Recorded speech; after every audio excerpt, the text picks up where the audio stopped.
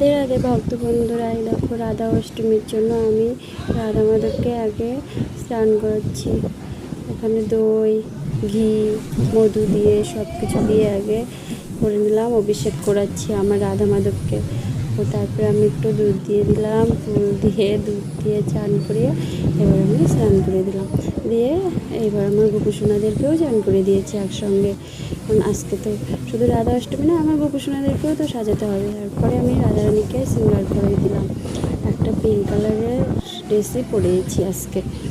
আর ওদেরকেও একই কালারের পরিয়েছি, কারণ সবাইকে তো একই লাগবে আজকে দেখতে, তার জন্য সবাইকে একইভাবে একই কালারের জামা পরিয়েছি। যে এগুলো এই যে গোপালের এই জামাগুলো আমার আগেই কেনা ছিল, আর রাধা মাধব আর ওদের জামাগুলো নতুন, এই জামাগুলো পরিয়েছি। দেখো কত সুন্দর লাগছে, আর আমার কুটু বাবাকে কত সুন্দর লাগছে।